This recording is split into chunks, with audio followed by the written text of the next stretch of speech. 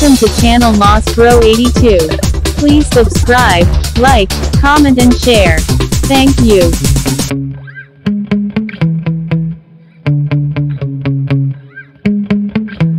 Yeah. Sometimes I get so mad, there's no controlling me. My thoughts get so bad, I'm like, I might grab a bat, I don't know. My wrath, my blood boils over like, oh God, here goes. I lost all feeling from my head to my toes. You said some shit that I can't let go, so just stay tuned for the rest of the show. So have you ever felt betrayed? Switches how you see things, realize something needs change. Cause I know you got me f***ed up, let me show you what's up. Cause enough is enough. I'll take a face full of pavement just to make a statement. I know there's no turning back. Oh God, adrenaline wasted, so mad I can taste it. I know there's no turning back. Bismillahirrahmanirrahim. Assalamualaikum warahmatullahi wabarakatuh. Yang terhormat Korwil Didik Kecamatan Cimanggu, yang kami hormati guru TP UKS di wilayah UPTD Puskesmas Cimanggu 2 dan hadirin sekalian yang berbahagia. Acara pembinaan kader kesehatan remaja sekolah dan penguatan TP UKS di wilayah UPTD Puskesmas Cimanggu 2. Hadirin yang kami hormati, untuk acara yang pertama, marilah kita buka acara pada pagi hari ini dengan bacaan basmalah bersama-sama.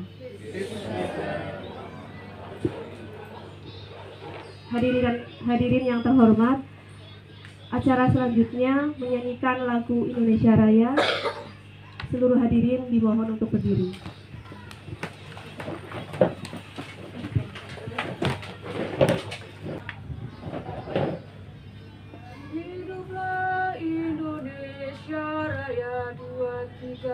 Indonesia, tanah airku, tanah tumpah darahku.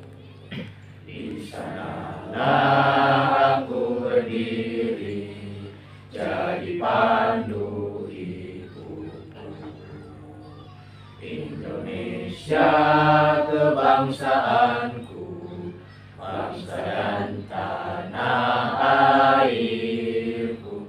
Marilah kita berseru, Indonesia bersatu. Hiduplah tanahku, hiduplah negeriku, bangsaku, rakyatku semuanya.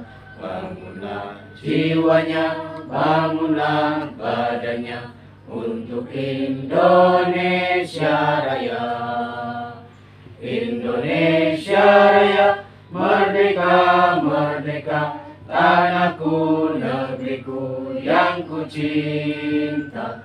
Indonesia Raya, merdeka, merdeka, hiduplah Indonesia Raya. Indonesia Raya, merdeka, merdeka, tanahku, negeriku yang ku cinta. Indonesia Raya, merdeka, merdeka, hiduplah Indonesia Raya. Hadirin disilahkan duduk kembali. Assalamualaikum warahmatullahi wabarakatuh. Bismillah, alhamdulillah, wa syukurillah, wa la hawla wa la quwata illa billah, amma ba'da. Yang terhormat Ketua UPTD Puskesmas Cimanggu 2, yang kami hormati pengurus TPUKS Kecamatan Cimanggu, yang kami hormati guru UKS SD, SMP, SMK, SMA, dan MA sewilayah UPTD Puskesmas Cimanggu 2. Juga tak lupa anak-anakku kader kesehatan remaja sekolah dari jenjang SD dan SMA pertama dan utama, saya lupa senior saya, Pak Sotikin dan Pak Agus, walaupun beliau mewakili guru KS. Ya. Nun sewu saya sampaikan karena kegiatan di Korwil ini cukup lumayan padat. Di Cilempuyang ini lagi ada IKM, ya, implementasi kurikulum Merdeka, karena sekarang sistemnya sistem Merdeka, Merdeka mengajar, Merdeka belajar, Merdeka bermain, termasuk Merdeka berekspresi. Iya.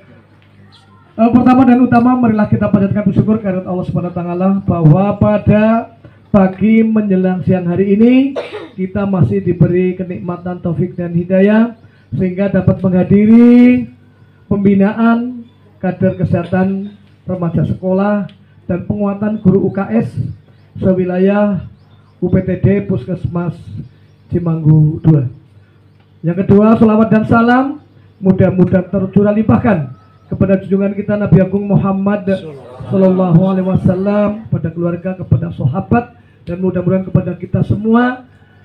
Mudah-mudahan kita mendapat syafaatnya besok di yaumil qiyamah. Allahumma amin. Yang ketiga, izinkanlah kami menyampaikan permohonan maaf dari beliau Pak Korwil Bidik Kecamatan Cimanggu, karena beliau masih berada di Majenang, karena Korwil Bidik Kecamatan Cimanggu ini diisi oleh PLT dari Korwil Bidik Majenang, yaitu Bapak Dr. Ades Haji Amir. Beliau tidak bisa hadir secara pribadi maupun dinas. Beliau titip salam kepada Bapak dan Ibu semuanya. Assalamualaikum warahmatullahi wabarakatuh. Untuk selanjutnya, kami tadi koordinasi dengan Pak Camat. Beliau Pak Camat selaku Ketua Umum Tim Pembina UKS Kecamatan Cimanggu juga tidak bisa hadir ini karena ada rapat di Cilacap, sehingga beliau ke Kasih Kesra tadi mau hadir, tapi hari ini jadwal fisioterapi jam 9 harus di RSUD. Ada Pak Sekcam, kami telepon Pak Sekcam, aduh Pak Solo kena kantor kosong gitu loh, kosong, sehingga beliau juga bisa diwakili nama Pak Karsono baik Rob Eko. Dan alhamdulillah kami bisa bersilaturahmi kepada semua, khususnya jajaran guru UKS yang hari ini mestinya banyak yang wakil. Guru UKS biasanya melekat dengan guru olahraga, guru pencaskes. Dan hari ini juga ada kegiatan pengimbasan senam. Hari ini 2 hari di Aula Korwil Bidik Kecamatan Cimanggu. Jadi yang pertama saya mengucapkan selamat kepada jajaran UPTD Puskesmas Cimanggu 2 yang alhamdulillah kalau saya lihat bentuk kerjasamanya luar biasa dengan tim pembina UKS. Sampai saat ini saya punya hutang ini Pak. Iya, saya ngebel Mas Adin. Katanya belum ada penyelesaian gitu. Jadi monggo saya berpesan kepada guru-guru UKS, tolong nanti untuk bisa diikuti kegiatan ini ya dari awal sampai akhir ya, jangan sampai ada yang bolos ya. Nanti konsekuensi panjenengan setelah menerima materi ini untuk bisa disampaikan ya, untuk diimplementasikan ke sekolah masing-masing ya. Untuk itu juga kepada anak-anakku ini ya, hari ini pembinaan kader kesehatan remaja sekolah yang monggo untuk diikuti ya, diikuti dari awal sampai akhir ya. Nah, nanti implementasikan di sekolah masing-masing. Karena tahun kemarin sebelum COVID ya, Cimanggu ini juara 1 loh, kader kesehatan remaja SD Bantar Panjang 01, kader kesehatan tuh kategori dokter kecil. Ini kebetulan kan pembinaannya di Puskesmas Cimanggu 2 ya. Beri aplaus untuk Cimanggu 2 ya. Kemudian untuk kader SMP kemarin SMP Negeri 2 ya, peringkat 4. Jadi dari hanya peringkat 4, jadi ya itu sudah kemampuan yang luar biasa. Jadi sekali lagi atas kerjasamanya dengan UPTD Puskesmas Cimanggu 2 ya. Ini kami juga punya pakarnya di UKS, yaitu beliau Pak Sip ya, Pak Nasifuddin. Bersama-sama kami dulu muter-muter bina di dokter kecil. Nah, karena kemarin COVID 2 tahun ini tidak ada pelatihan dokter kecil. Tuh untuk pelaksanaan kegiatan yang akan datang nanti, tapi untuk KKR yang gede-gede, kalau yang kecil-kecil ya masih di dalam ruangan, mungkin nanti digugus-gugus. Tapi nanti kita akan menyusun program kerjanya karena UKS juga belum sempat kita rapat terpadu gitu. Selanjutnya Bapak dan Ibu yang saya hormati, dengan kegiatan hari ini teriring doa mudah-mudahan kegiatan UKS di Kecamatan Cimanggu ini semakin berkembang, semakin baik, semakin bisa dinikmati. Dan Bapak dan Ibu, salah satu bukti kerjasama kita dengan UPTD adalah melalui Posbindu. Kita Posbindu dengan dinas instansi, terutama dari Korwil Bidik Jam Cimanggu. Insya Allah kemarin Cibalung dengan Karangsari ya, Cibalung dan Karangsari. Waktu dekat nanti mungkin awal Agustus ini guru-guru pendidik ya, dari TK, SD, SMP, SMA yang ada di wilayah itu nanti untuk bisa diperiksa ya. Nanti kita tempatnya di SD Bantar Panjang 01 diperiksa. Bagus, sudah diperiksa belum? Belum. Oh belum, besok ya? Oh, iya. Ada tak? Iya, nggak usah takut. Pak Kotik sudah dulu? Belum. Periksa kolesterolnya, asam uratnya, kemudian orang kurus. tensi. Belum tentu orang kurus. Mbak Bian sama itu kurus. Ternyata kolesterolnya tinggi. Ya, itu ya.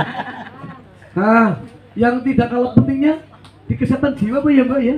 Iya, lucu di kesehatan jiwa. Ya manut gitu. Ini satu bukti. Nanti di bulan Agustus lah, Agustus nanti akan berikutnya. Makanya tadi saya bilang saya punya hutang. Itu salah ya. Ya udah kami siapkan. Saya kira itu. Sekali lagi saya ucapkan selamat mengikuti, selamat untuk belajar, selamat untuk menimba ilmu. Mudah-mudahan ilmu yang akan sampaikan itu bermanfaat. Amin. Khususnya bagi siapa? Bagi diri sendiri yang mengikuti, kemudian bagi orang lain setelah bisa diimbaskan kepada teman-teman sekantor, kepada teman-teman lingkungan, lebih luasnya lagi semua guru yang ada di jajaran Korwil Bidik Jam Cimanggu.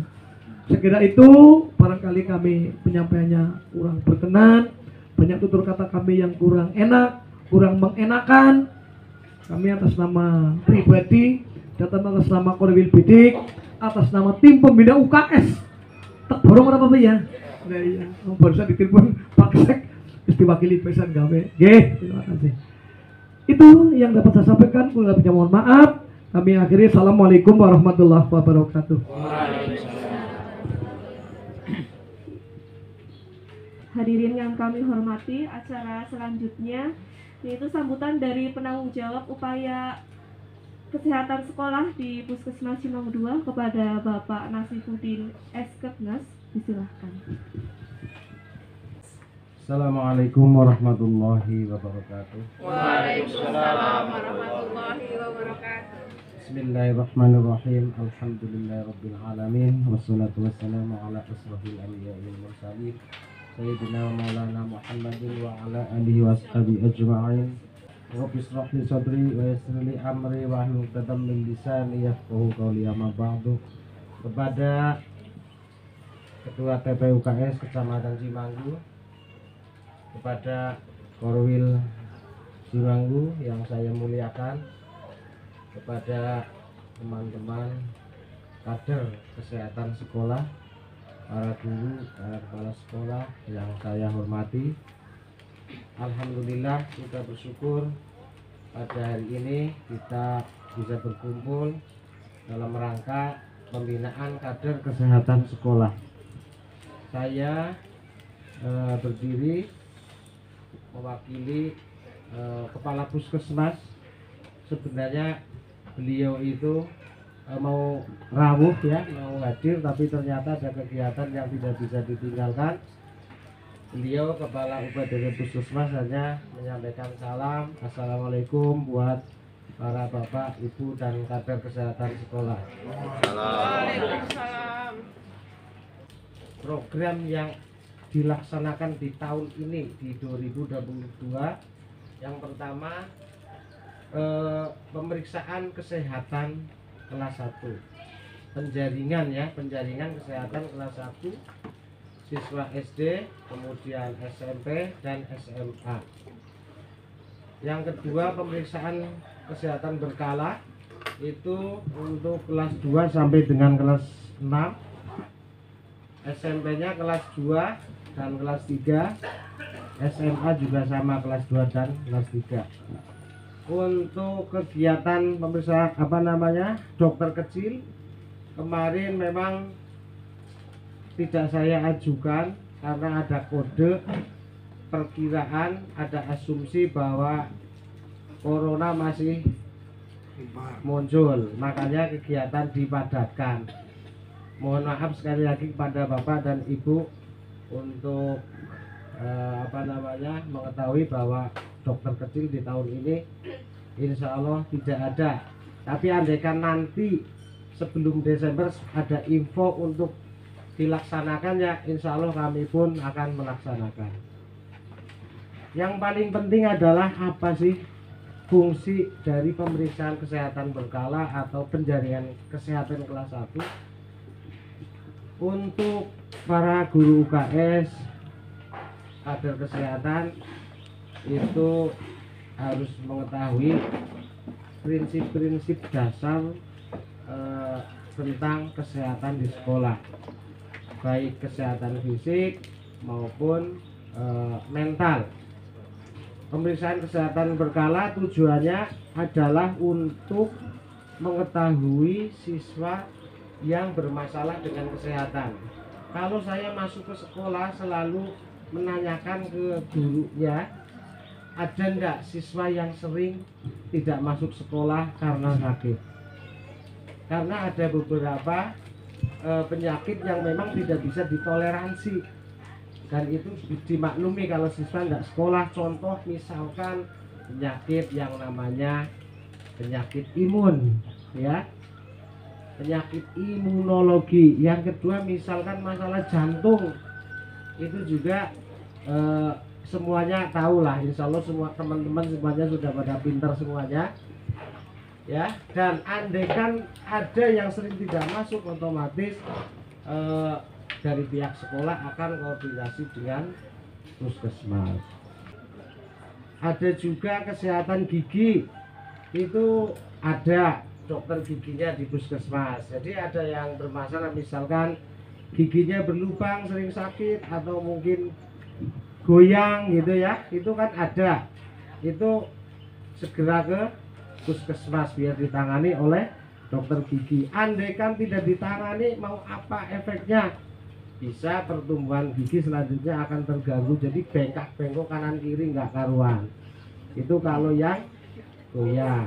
Kalau yang lubang, indikasi infeksi, itu bisa menjalar ya di seluruh muka atau mungkin rahang. Bahkan kalau infeksinya berat malah bisa mengikuti saluran darah dan bisa ke otak. Itu yang bahaya. Jadi harapannya adalah dari tujuan dari pemeriksaan kesehatan penjaringan kesehatan dan pemeriksaan kesehatan berkala itu supaya siswa yang sakit segera diatasi. Kalau sampai ada gangguan tidak bisa jalan, itu pertolongannya bagaimana, ada di materi UKS yang sudah kami buat.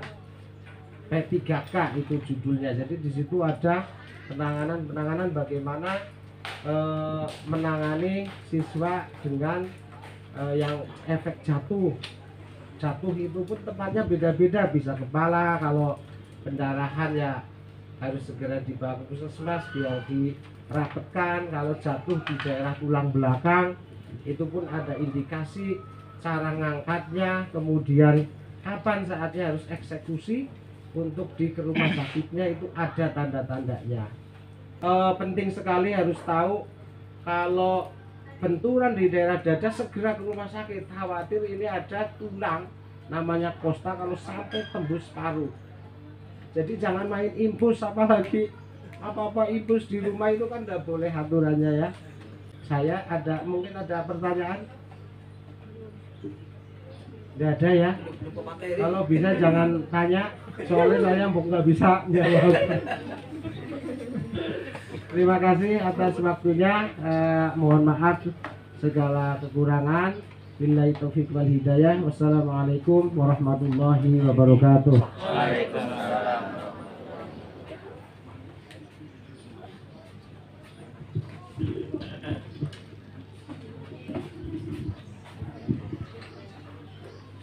Bapak Ibu yang kami hormati, untuk acara selanjutnya adalah materi.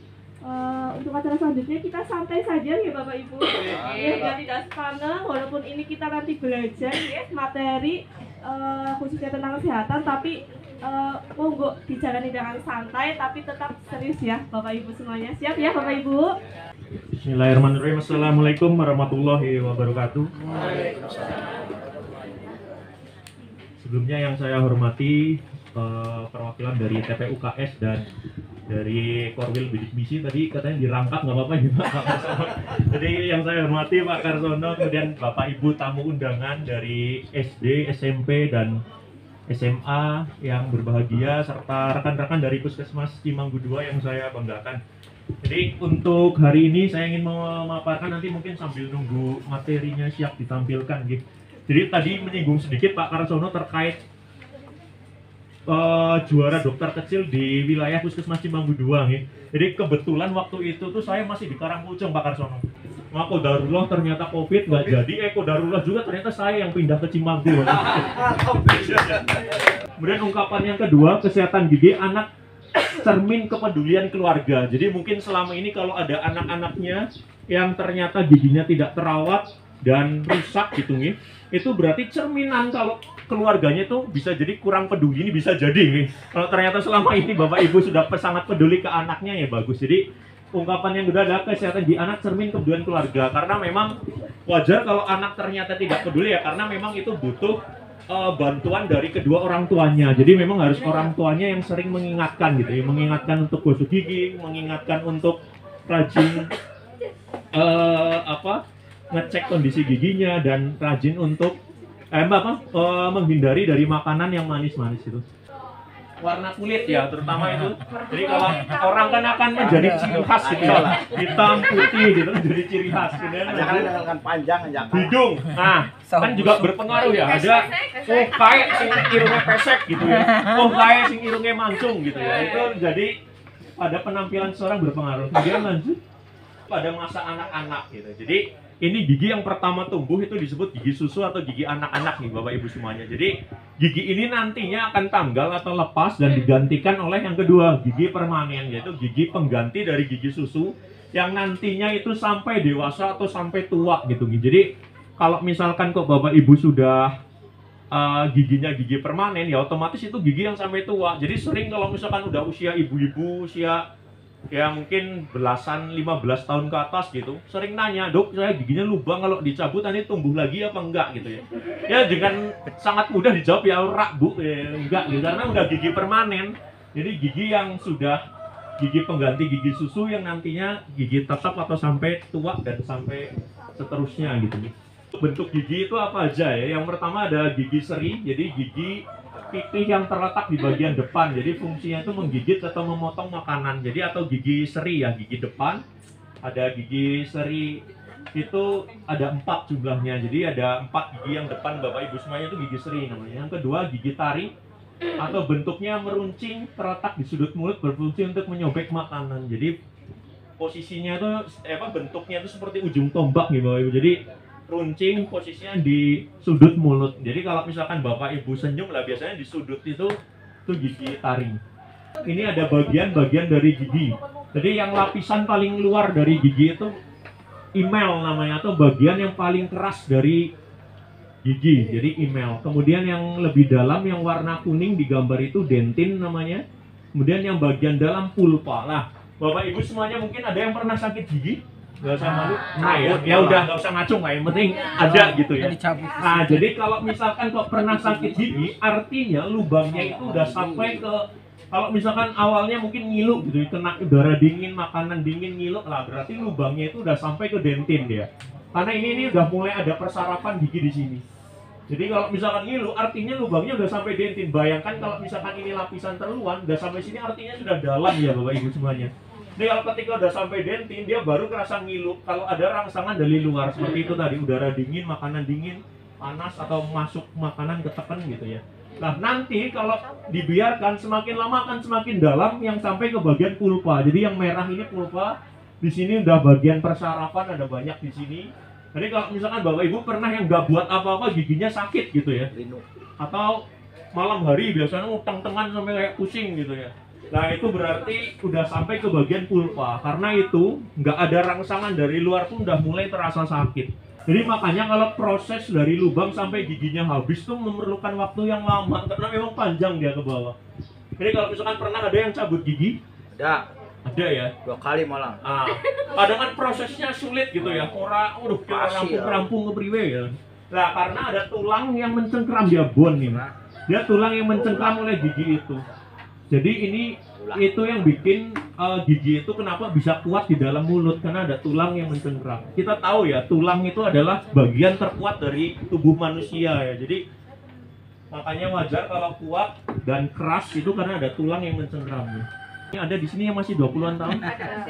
Banyak ya? Ada. Mbak Puput 20. Ini 20 berapa bulan? Ya, jadi 20 lebih. Jadi kalau yang umurnya 20-an tahun itu Padahal masih 20 ada anaknya. kesempatan untuk giginya tumbuh. Dia paling belakang posisinya gigi 20 anak bungsu. maksudnya.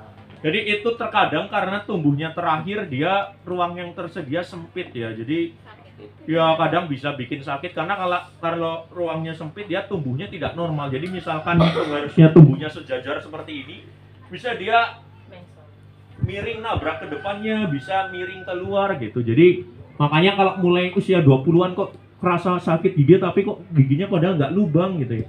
Ini bisa jadi karena gigi bungsu yang tumbuhnya kurang sempurna gitu. Peradangan pada gusi yang ditandai dengan gusi menjadi bengkak, memerah dan mudah berdarah. Jadi ada yang mungkin selama ini sering gosok gigi kok sering kelihatan ada darahnya gitu. Ya itu karena ini radang pada gusi. Jadi gusinya memerah, bengkak, kemudian jadi gampang berdarah karena sensitif, dia terkena traumatik dari benda luar gitu. Lanjut. Ini jadi proses terjadinya karies gigi. Jadi, nah ini saya sering banget dengar itu tentang salah kaprah tentang lubang atau karies pada gigi ya. Seringnya kan, oh gigi karena ada uletnya gitu ya. Ulet dari mana? Apa dari daun dimakan terus uletnya pindah ke gigi gitu ya. Nah sebetulnya kenapa gigi bisa berlubang itu disebabkan karena ada bakteri Bapak Ibu. Jadi kuncinya dulu itu ada bakteri. Bakteri itu kan yang sesuatu yang tidak terlihat oleh kasat mata ya, jadi nggak bisa dilihat oleh langsung. Jadi sebetulnya di dalam mulut itu ada lebih dari 350 jenis bakteri, bayangkan banyak sekali ya.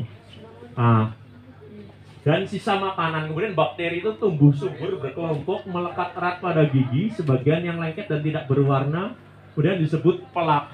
Plak itu artinya sisa makanan ya, atau lapisan karbohidrat yang belum dibersihkan. Ya, lanjut. Nah ini jadi simpelnya yang sebelumnya saya udah singgung, jadi gula dari makanan ketemu dengan kuman kemudian menjadi asam ya. Ya asam itu tadi yang menjadi larut kemudian bikin giginya berlubang. Ini contoh bentuk karies gigi, jadi lubang-lubang seperti ini yang sebelah kiri saya. Ya lanjut. Monggo Pak. Iya, proses perjalanan gigi berlubang juga udah saya jelaskan ya. Jadi awalnya belum sakit, lapisan email, kemudian ngilu, sakit, dan giginya ketika dibiarkan infeksinya berkembang jadi bengkak, gitu ya. Sampai sini ada yang ditanyakan? Belum ya? Lanjut ya. Oke, Mbak Ibu. Wah, jadi gini, serem banget ya gambarnya ya. Jadi di bor gitu, aslinya itu tidak menyeramkan seperti itu. Kita mungkin yang seram kan karena belum pernah aja gitu ya. Nah, ini perawatan gigi berlubang. Jadi ketika giginya berlubang, ya ke dokter gigi. Kalau memang masih bisa dilakukan perawatan dengan cara ditambal, ya akan ditambal. Ada yang pernah dengar lagu dari Meggy Z ya? Lebih baik sakit gigi daripada sakit hati ya. Tapi ada yang pernah merasakan sakit gigi, gimana rasanya? Wah, luar biasa. Iya, lebih sakit gigi ternyata ya Pak ya, lebih daripada sakit hati. Cuma banyak kalau putus. Betul. Iya, jadi itu benar. Saya juga sering dengar kayak, oh sakit hati mah enak dok, gawa piknik ya. Mungkin bahasa sekarang healing ya Pak ya. Healing. Dia miring mengisi ke ruang gigi yang kosong, atau gigi yang atasnya karena tidak ada penahannya, dia lama-lama turun. Itulah kenapa Bapak Ibu semuanya, kalau misalkan ada gigi satu yang hilang, dia semakin lama itu menyusul hilang-hilang yang lain. Nah itu sebetulnya bukan karena menular ya, tapi karena ini. Karena ketika misalkan semakin lama semakin turun atau miring, ini lama-lama akan goyah Bapak Ibu semuanya. Nah tadi yang pertama udah dijelaskan tentang gigi berlubang itu prosesnya bagaimana. Sekarang yang kedua ya, proses terjadinya radang gusi. Jadi bakteri dan plak yang menempel dan menumpuk pada gusi itu kemudian menyebabkan peradangan, yaitu gusi menjadi bengkak, lebih merah dan mudah berdarah. Ini plak bercampur dengan zat kapur dalam air, sudah lama-kelamaan akan mengeras dan menjadi karang gigi. Karang gigi inilah yang memperparah radang gusi, terjadinya penyakit gusi. Jadi kalau tadi plak dan karang gigi tidak dibersihkan, lama-lama itu gusinya merah, bengkak, mudah berdarah. Kemudian ketika semakin lama dibiarkan, jadi perlekatan ke tulangnya juga semakin berkurang, akhirnya giginya goyah, lama-lama mati ya giginya atau lepas nih. Jadi seperti pohon yang tumbang ini karena akarnya sudah tidak kuat lagi ya. Jadi ini gunakan pasta gigi berfluorid. Saya rasa sih hampir semua pasta gigi yang beredar di Indonesia itu udah mengandung fluorid semuanya ya. Terus kemudian yang ketiga, kurangi makan jajanan yang manis-manis. Karena manis-manis itulah yang tadi udah dijelaskan itu akan menjadi konsumsinya bakteri ya, dan menyebabkan asam. Dan yang terakhir, kunjungi dokter gigi setiap 6 bulan sekali. Nah ini jadi jangan nunggu ada keluhan, jangan nunggu punya uang gitu ya Pak ya. Punya uang. Ya karena sekarang udah sangat dipermudah oleh pemerintah, adanya BPJS untuk pemeriksaannya bisa gratis. Itu seringnya kenapa gigi yang belakang rusak duluan? Coba mesti Bapak Ibu gigi yang paling biasanya pertama rusak tuh gigi yang belakang-belakang gitu ya. Nah, itu bisa jadi karena gosok giginya yang salah. Biasanya selama ini gosok gigi mesti arahnya itu searah kayak gini. Di maju mundur gini ya. Jadi bisa kita logika bersama ya, misalkan ada sisa makanan numpuk di belakang, gerakannya maju mundur gini, itu justru akan menumpuk sisa makanannya di belakang. Nah, harusnya gerakannya itu untuk bagian samping atau yang dekat dengan pipi itu gerakannya membulat. Jadi muter gini gerakannya. Itu satu, biar semua bagian dari gigi kena. Yang kedua, biar tidak menumpuk sisa makanan di belakang. Kemudian untuk yang bagian atas, gerakannya searah, jadi dari dalam dikeluarkan. Pak, ini untuk contoh sikat gigi yang benar gitu. Jadi cari yang bulu sikatnya lembut nih Bapak Ibu. Jadi jangan ya beranggapan semakin keras semakin bagus. Jangan, jadi cari yang lembut. Jadi bagaimana sih untuk mengidentifikasi sikat gigi yang bulunya lembut? Jadi gampang aja, misalkan Bapak Ibu ada sikat, bulunya itu pakai tangan atau jari masih bisa ngikut gitu ya, itu berarti udah cukup lembut. Tapi kalau digerakkan gitu susah gitu atau keras banget, itu bukan untuk gigi, berarti peruntukannya untuk nyikat sepatu. Ya, jadi cari yang bulu sikatnya lembut ya. Selain itu ada topang dagu, jadi nopang dagu gini. Nah, contohnya gini nih. Iya, jadi itu kalau dilakukan secara terus-menerus itu bikin gigi di area situ tuh akan tertekan ke dalam. Jadi bikin giginya nggak rapi dan nanti makannya jadi sulit. Jadi jangan ya. Jadi jangan topang dagu. Untuk yang saya ada menggigit bibir bawah, sering-seringnya gigit-gigitin bibir bawah gitu ya. Menyebarkan atau berbagi ilmu kan ada orang yang susah gitu ya. Alah masa buduk, ngapa keminter gitu ya. Nah, tapi kita bisa juga menjadi cermin yang memantulkan cahaya. Jadi kita bisa menjadi contoh, rajin gosok gigi, giginya bagus, dirawat ketika ada yang perlu dilakukan perawatan gitu. Jadi mungkin kalau misalkan Bapak Ibu yang berteman dengan saya tuh di media sosial, di WhatsApp, saya sering tuh misalnya bagi-bagi misalkan foto mungkin sekarang ada pakai musik-musik gitu, kita foto gigi itu dipakai musik-musik ya, itu sebetulnya bukan pamer atau apa ya, itu salah satu ini cermin yang memantulkan cahaya. Karena biasanya ketika saya posting gigi-gigi yang bagus itu suka ada tanya itu gimana perawatan apa, kemudian bagaimana caranya biar giginya bagus. Itu karena ada cara yang kedua ya, jadilah cermin yang memantulkan cahaya. Atau misalkan kita sering dengar bahasa kerennya mungkin agent of change, jadi agen perubahan gitu. Jadi itu yang dapat saya sampaikan Bapak Ibu semuanya. Semoga yang saya sampaikan bermanfaat untuk Bapak Ibu semuanya. Semoga harapan saya tidak berhenti hanya di sini, pulang terus lali, lupa, nggak disampaikan ke yang lain gitu ya. Tapi semoga juga dapat disampaikan ke orang lain sehingga bermanfaat, nggak berhenti di Bapak Ibu semuanya.